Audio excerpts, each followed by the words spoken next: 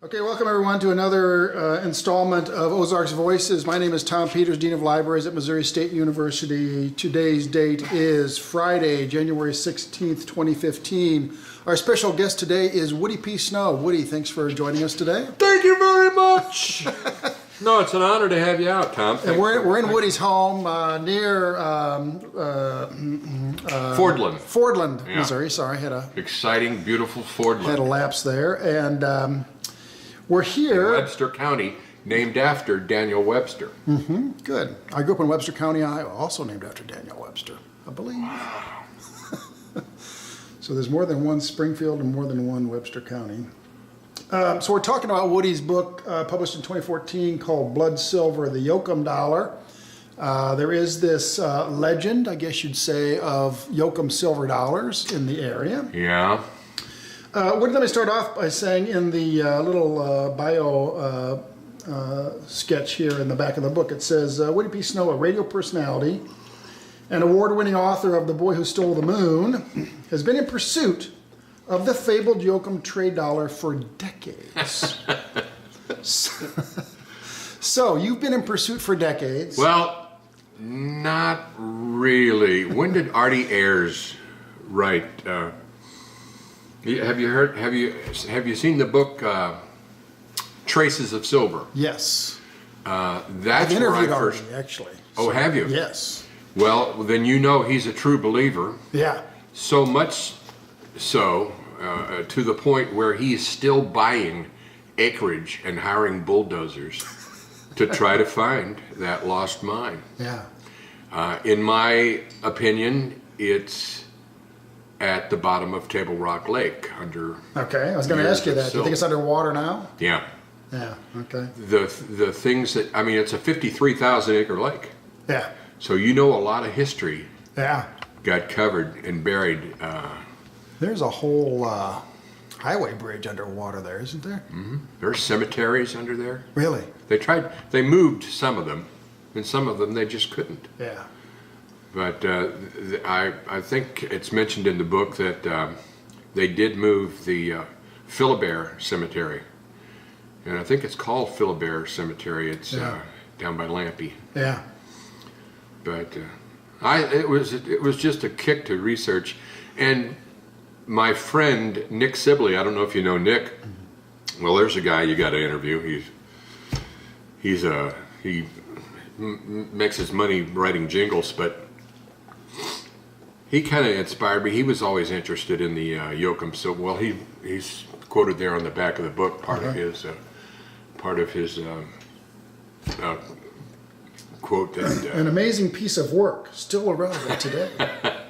Yeah, there's some lessons in the book about paper money and how when you count on it and the specie that it's founded on. Yeah. These banks actually did disappear in the overnight. They would shut their doors and leave. Yeah. So we're talking about the novel starts 1813, I believe it is. Mm-hmm. I think so. And there's a flashback to the 16th century, but when DeSoto was poking around. I don't want to give no spoiler alerts here. And then it goes up to about mid-1840s, I think, is about when the final action of the novel occurs. I believe you're right. Yeah. And so when the tornado wiped out Delaware town. Yeah. So without giving away the very interesting novel. Well, thank you. You did read it. Yes, I did. Very sad at the end, I thought. Where some other people said that too. Again, I don't want to give away too much of the novel, but James Yocum is a key figure, and he fathers a son early on, 1813, and through life events, he's separated and alienated from his son. Yes.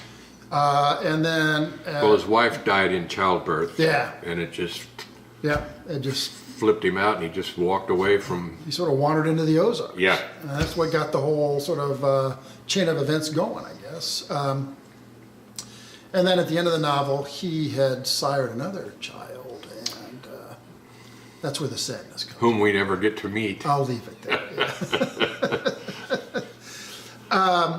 So you became, it was Artie Ayres his book kind of got you interested in the Yocum dollar? Yeah, and then I found another book. I was at Barnes & Noble one day, and I don't know how much of it is made up and how much of it isn't, but it's there's a book out called Buried Treasures of the Ozarks. And they're like 2 and 3 page stories. And the Yocum silver dollar was in there. Uh-huh. I might have a copy of that book if you'd like for me. I'll look it up. I'm a librarian. I'll find it. Yeah. Buried Treasures of the Ozarks. Yeah. It's got, I don't know, maybe 24 different stories in there. Now, do you think the Yocum dollar is one of the key, I don't want to call it a myth because it may have actually happened, you don't know, but do you think it's one of the key sort of tantalizing little historical things about this region? Say again now. It may be a myth, it may be fact, who knows? Let me ask you, have you ever seen a Yocum dollar? No, but I've met a lot of people who know people who've seen one. Okay. I wrote an article about for a magazine, a friend of mine, and I actually did get the names of 9 different people who claimed to have a Yocum silver dollar. Really? And I was at a party about a year or so ago, met a guy, he says, oh, he knows a guy that's got some Yocum silver dollars. I am the only person in the world that has a true Yocum silver dollar. Oh, okay. No, not really. There's fakes. There's fakes. I've seen several fakes. Here's in fact, this one is for you. You may have this. Okay, thanks. And then Hold it up here, try to get it in the. This is a copy. There you go. Of a fake that somebody tried to pull off long time ago. But you think this is in terms of the legend, this is kind of the historic. In terms of the legend, design. This is what I think it looked like. Okay. So let me hold it up there and see. Look at the. But you hear rumors all the time of somebody who knows somebody who has a Yocum silver dollar or more. One guy claims to have seen a whole barrel of them in an old barn somewhere, but you can't find them. It is likely that the people, when the government decided to crack down and put an end to that, which was really unfair because they were actually using the Spanish reals. Yeah. That were made in Mexico. We weren't even printing or making silver Yeah, dollars. you know, in the book it was about 10 or 20 years where the U.S. didn't make any silver. That's exactly right. dollars. Yeah. And they made some in Denver at one point.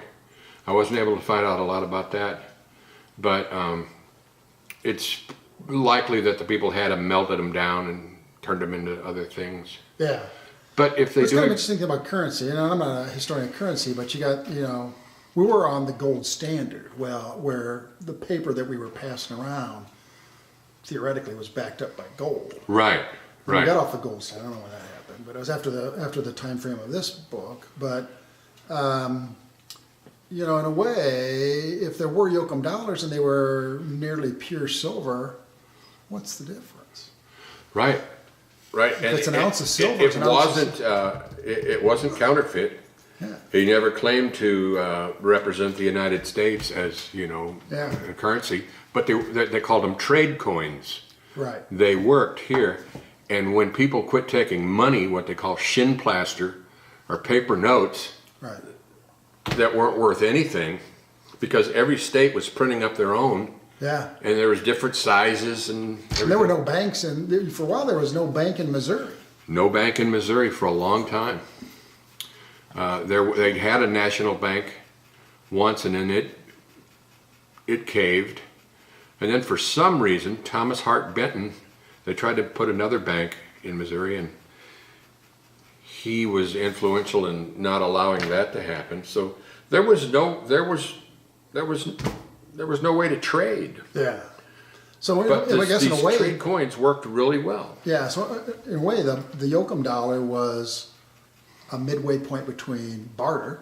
I'll give you a pelt and you give me flour and sugar and whiskey or whatever, and a true national currency that would be Yeah. that we have today. Right, there was no national currency.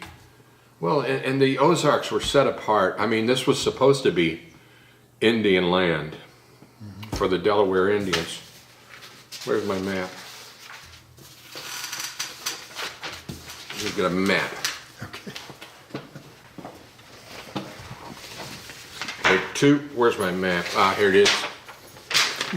See that pink area? Yep. That was promised to the Delaware Indians forever. Of course, forever lasted till 1839, when they moved them up to the Kaw River Valley. The Indians got a raw deal. I tell you that, manifest destiny. That was bad for everybody, unless you were a white person. I mean, manifest destiny basically meant you could go anywhere you want, do anything you want,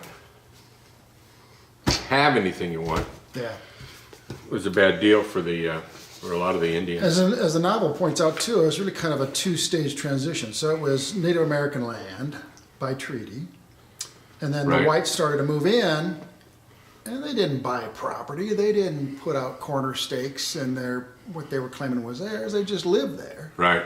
And then the government started coming in, and there's a wonderful scene in the novel where they have to come in to sort of stake their claim, pay their taxes. Right, right. Real estate taxes, and they try to pay in Yocum dollars. Yeah. Well, it worked. You know, between the settlers here, it worked fine for them. Yeah. And then, but I guess they got word that they couldn't accept that. Yeah. So I want to ask you let's just assume that the Yocum dollar really did exist, and the novel tells something that's close to the truth. Let's just put that out there as a what if. Well, we know parts of the novel are true for sure. Yeah.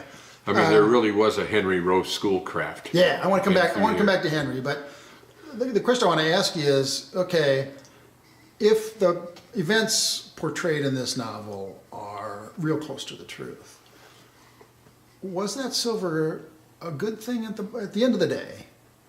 Was it a good thing or a bad thing? Well, it was the silver? Yeah, the fact that it existed, and again, I don't want to do a lot of spoiler, but some people knew it was where it was, some people didn't, and there was in a way, power and wealth corrupts.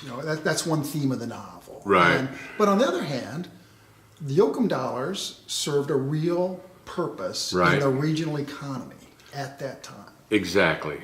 It was good and bad. Potable. It was there, and it was just for this area. It just worked as a trade coin. Yeah. It gave people a way to buy things who ordinarily wouldn't have anything else. Yeah. But some unfortunate things happen as a result of that silver as well. Whenever there's big money involved. People died. Yeah. People died. They didn't die in their sleep. Yeah. Okay, let's come back to Henry Schoolcraft. He's in the novel. Mm-hmm. What do you make of his role? And my sense of Henry Schoolcraft was he wasn't the first white person to come into the region. No, he was the first person to document the minerals, though. Yes, he was in here looking for minerals, primarily lead and zinc, right? Well, he was looking for his first book was, I think, a study of the minerals of Missouri. He was looking for everything. Anything. They actually have this book at the library, the Springfield Greene County Library, the one that's on South Campbell. Uh-huh. And it's pretty frail, but they'll let you look through it. They have a copy of that first book. Yeah. Yeah. So he documented his sojourn into the semi-alpine region known as the Ozarks, I think was one of the subtitles of one of his early books. And he was a young man. He was in his 20s. Uh-huh. He was the same age as James Yocum, just about. And he went on to great... He was the white guy who documented the source of the Mississippi. Uh-huh. So in Lake Itasca... And he did a lot of work up at the Great Lakes, too. Yeah, he did a lot of work. And he was kind of... He achieved success in the Western sense of success. He was known in Washington, and he was... He was considered a leading scholar of his time for, adventuring into the... frontier. Yeah. But in the context of this novel, he's not a major character, but he's kind of, I would say he's portrayed as a scoffer, I guess you'd say. He was. This can't happen. You know, there's no silver in the Ozarks. No, he actually did say that. He's... But here's a quote from the St. Louis Enquirer in 1819. In Missouri, silver is more abundant than in any other part of the Union. The demand for money less pressing, and the whole community animated with consciousness that all the comforts of life lay within the reach of every industrious man. Well, that would make people think there was silver here. Yeah. But James, who we talking about? Yocum. Schoolcraft. Henry Schoolcraft. Yeah. He was asked about this, and he wrote to the Treasury Department, "It is to be regretted that elements of speculation concerning a silver reserve in the Delaware sphere have fallen into the minds of civic men who spoil their historical studies with their lack of scientific enlightenment." And further geologists have come through here and said there is no silver. Journalist William Draper in 1930, he wrote, "Most men in this part of the country won't even work in a canning plant. They're down by the river telling big yarns. The hillmen can't be changed. They run their hounds in the spring and fall and go looking for lost mines and buried treasures." So it's sort of intrinsic in this area that there's treasure here somewhere. Yeah. So you mentioned Artie Ayres still is buying up land. And, He is. I just talked to him last year. Yeah. He's pretty frail now. Yeah. But he told me that he had miscalculated all these years, but he's figured it out now where he thinks it is, and I guess he's got the do-re-mi, and so he bought some more land and he's hiring bulldozers to get in there and find it.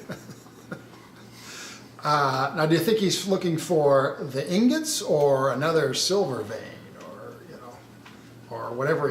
I think he's looking for the Yocum mine, the ingots. Yeah.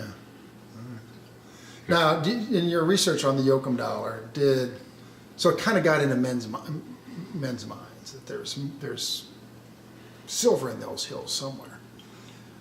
How did that, between 1820 and today, did it peak in the 30s, the Great Depression? Did you have a lot of guys out looking for the Yocum mine, what's sort of the trajectory of interest to the point that people are out looking around? Just rumors and. Yeah, but do you think there's many people today looking for this stuff as No, just Artie 100 years Ayres. ago? You think Artie's the last one? Geologists will tell you there is no silver in this area. So maybe if there was that one mine, which Artie made a believer out of me, I caught his enthusiasm for it. And have you ever looked for it? Yeah, I look. I think it might be on my property here. I got some. It's just covered by watercress. I got some. I got a little land in Stone County. It's got a cave in it. Really? And I'm convinced that the opening of the cave is too small right now. I need to, but there's a big wind that comes out of this cave, so I know there are chambers back there. I'm pretty sure that silver's back there if I could ever dig my way into it. It's a great dream. And it could be true. Yeah. Okay, so another part of this is DeSoto does figure into this narrative. And Hernando. yeah, what's your thought about, did he make it into what now is Missouri? Of course he did. How else would he have enslaved the Choctaws to mine that silver that eventually got turned over to the Lenape Indians and subsequently to James Yocum? It is very possible that he did. He recorded most of his trips, and we do know that he came this way. Yeah, died on the Mississippi River. That's right. Did you get that from the book? Or did you happen to know that? I just did some research. That's what it's all about. I think it's in the book too that he died on the banks of the Mississippi. So. Yeah. And they, you know, as he tried to convince the Indians that he had godlike powers. And some of them believed it, I guess. And so they buried him, you know, secretly. They didn't want the rumors to die down. Mm-hmm. Yeah, that was in the 1500s. What about the clash of the two cultures? I think the novel is really good about how those two, really three cultures, coexisted. Because you had the Osage were more kind of belligerent, bellicose kind of Native Americans. Mm-hmm. And there's intermarrying, central to the story. Intermarrying? You mean James and Mackenzie's? Yes. Yeah. Yeah. Mm-hmm. She's one of my favorite characters, actually. Yeah.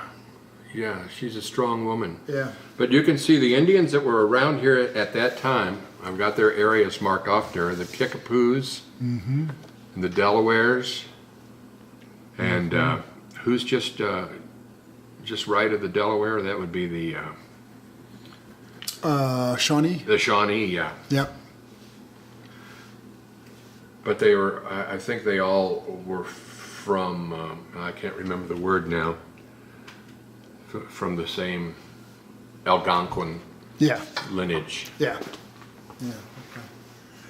Okay.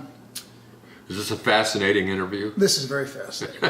You know, because I do think that, you know, I've been down here 3 years, and I probably heard about the Yocum dollar. I wish I would have kept track of when I first heard about it. Really? I heard about it within about 6 months of living down here. No Somebody kidding. mentioned the Yocum dollar. And so, I think this is part of Ozarks history. Right. And culture. Well, I think there's a good quote at the very opening of the book that I like. Stephen Vincent Benet. Mm-hmm. He says, "Legends and yarns and folk tales are as much a part of the real history of a country as proclamations and provisions and constitutional amendments." And I think that's true. Yeah. It's part of the culture of this region and the history of this region. Yeah, the story. Whether it's true or not, it's part of the history of this region, because there are a lot of people that thought that there was Yocum dollars. There are people who still... In fact, I'm supposed to call this guy back, this guy that I saw at a party last year. He said, "Oh, I know a guy down in Kimberling City. He's got some. He'll let you see him. He'll let you see him." Well, if you ever lay your eyes on a Yocum dollar that seems authentic, we will do a follow-up interview. That would be great. Because I've never met anybody that has actually seen one. No, but have you met people who know somebody who's seen? Yeah. Isn't that funny how You that know, works? and I try to keep an open mind, but I'm thinking, you know, if the events as portrayed in this book are close to the truth, there were enough in circulation that you'd think one would have turned up by now. So. Now, Artie has a tale that there was they were tearing down a cabin, I don't know, in the 50s or something. And there was a barrel of them in there? They were, or like the part of the footings were Yocum dollars, you know. But it's all hearsay. I've never I've never known anybody said, "Yeah, I've seen one," and it seemed like it was a reliable report of it. Right. Right. So Yeah, I ran into the same thing. yeah, and I'm not a precious metals prospector, but you know, the people today that say there's no silver in the Ozarks, are there tools, detection tools, sufficiently well developed that, you know, you'd say, yeah, you're probably right. I mean, I don't know if they can go by, you know, I don't know if they could point some kind of a ray gun into that hill and say there's nothing in there of any value in terms of what we call precious metal. You know, the tool that I wish, I mean, other than a Geiger counter or a metal detector, I don't think they're refined to that degree where they can tell you the difference between silver or copper. Yeah. But what I would like is a tool that you could wave over a hill and it would detect a cavern or a cave underneath. I've been wondering about that too, because as we mentioned before we started the film, I also live on an acreage, and there's a spring down the hill from me, and I'm just about certain there's something underneath my property, some kind of cavern. And, I bet there is. Yeah. And who knows? The silver mine could be there. I think I'm too far north. Well, as legend has it. But. The geography could be off a little bit in these stories. Now, speaking of coming back to Schoolcraft, so he was exploring the Ozarks, wandering around in the Ozarks. Late fall of 1818 is when he set out, and about January 1st, he got up just southeast of Springfield, and he camped for a night or 2 nights or 3 nights, and something happened, and he decided to turn around. That's as far as he got into the Ozarks. And there's supposed to be a marker out there in a field. Have you ever seen the marker? There's supposed to be like the farthest extent. Where he decided to turn around? Yeah.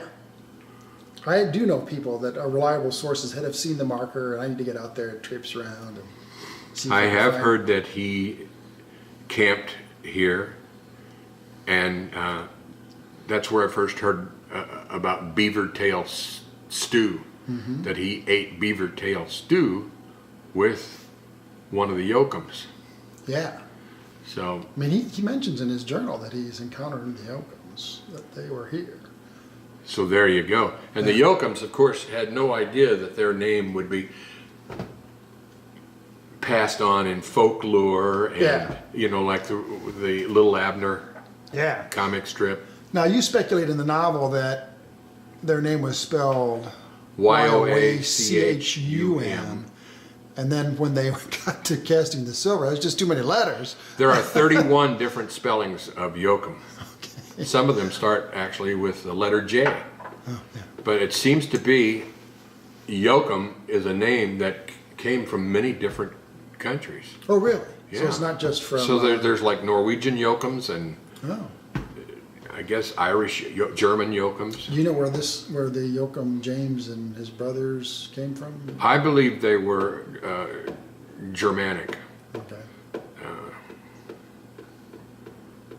And I don't know, I did read that somewhere. They didn't use the word Germanic. There was some other big long word that means they came from the German region. And in the novel, you suggest that James was really kind of out of his head with grief, and that's what brought him where he ended up settling. He was wandering around too. Yeah, he didn't care. He gave up on life. Yeah. And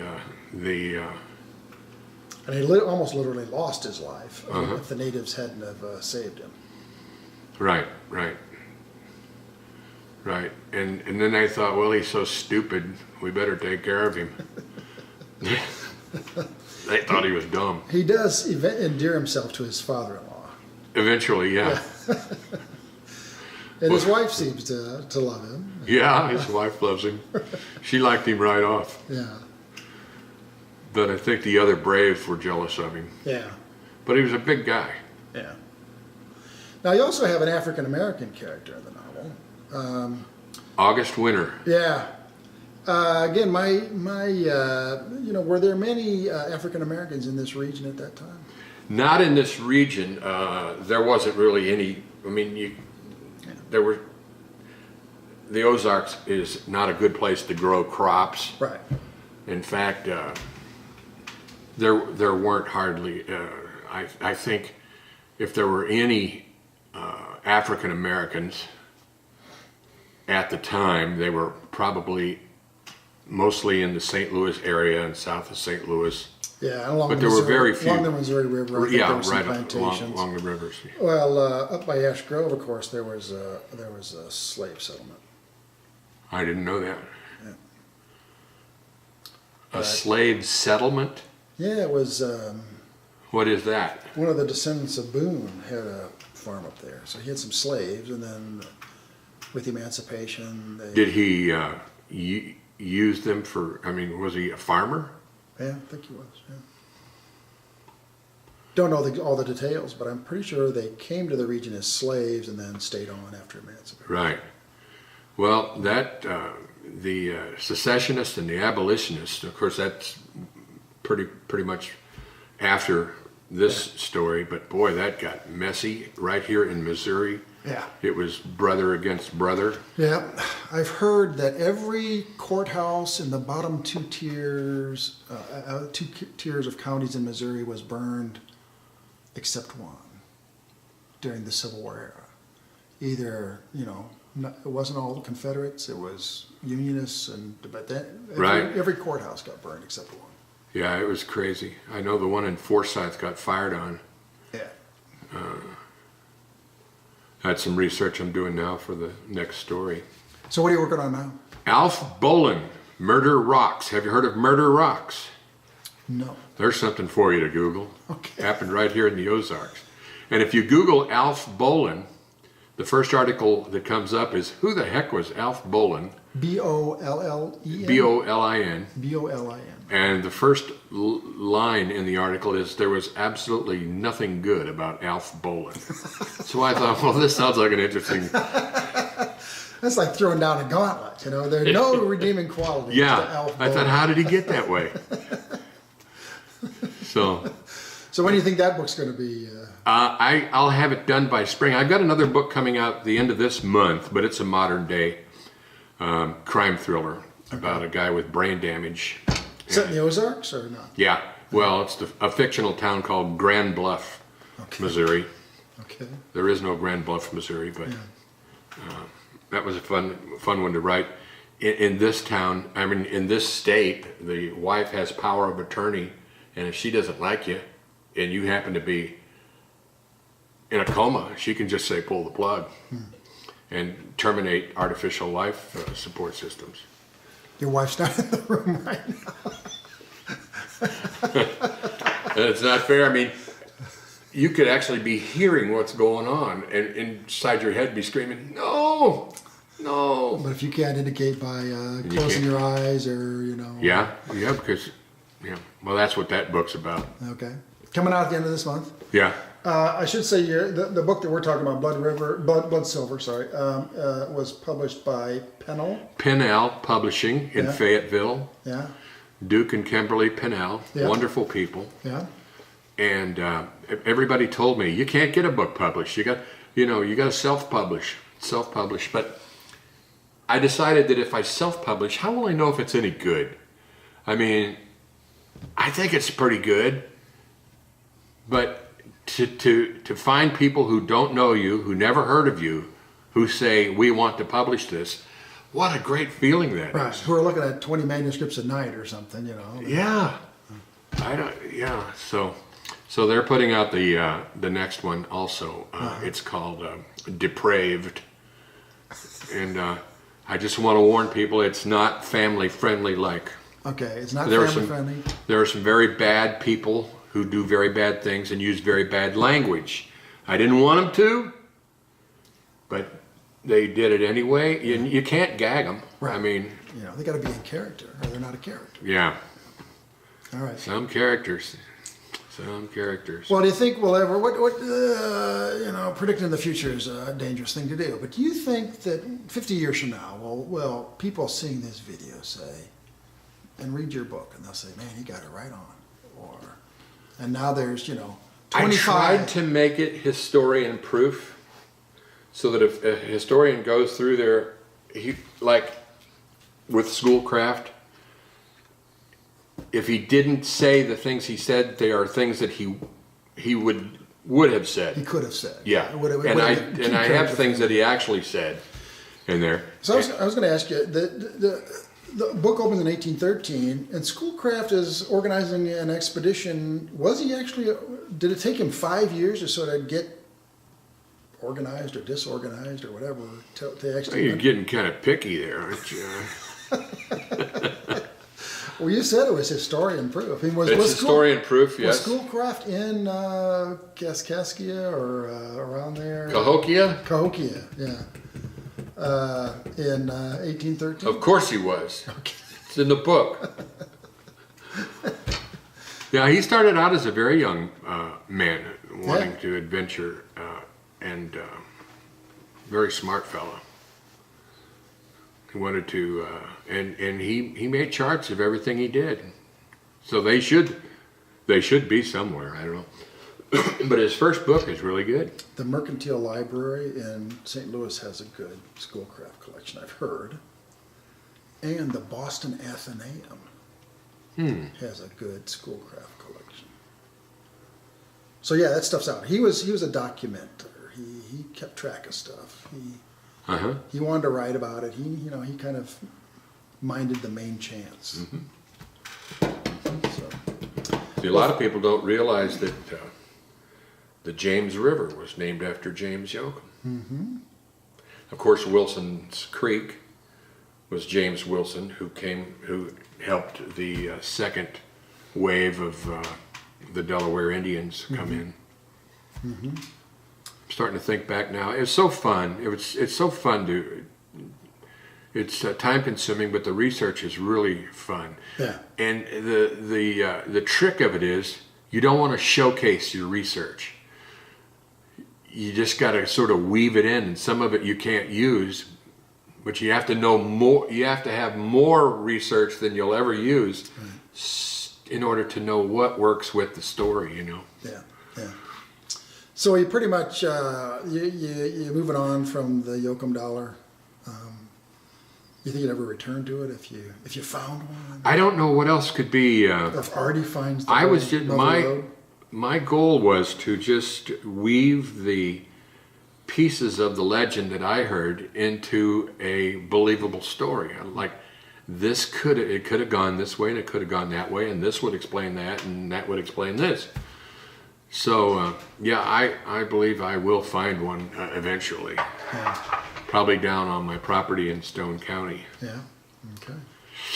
I'd tell you where it is, but yeah, well, you'd be down there with a shovel. We have land records now at the courthouse. Oh yeah. And if it burns tonight, they're going to come after you first. Yeah, no, that's true. Okay, well, thanks. We've been speaking with Woody P. Snow about his novel Blood Silver, the Yocum Dollar myth, legend, historical account. Right. You can read that top part on the back, on the very back, which Larry Dablemont wrote. Snow has managed to make each chapter ring true to both history and humanity. There's a lot of human interest in this novel. A lot of relationships. Yeah. Father, son, brother, brother. Yeah, that father-son. Native American and whites. The father-son relationship was sort of the thread that kept the thing going. Are they ever going to work it out? Are they ever going to work it out? Yeah. Gripping from start to finish, Blood Silver relates the life of James Yocum with simple truths and sobering questions about the first white settlers on Indian land in the Missouri Ozarks, with elements of love, fear, treachery, and family. The suspense grows in a way that should be enjoyable for anyone interested in the 19th century frontier. Larry Dablemont, naturalist, journalist, and radio Right. host. Do you know Larry? No. I'll give you some of his stuff. Well, thanks very much. Good Thank interview, you. good book. Thank you.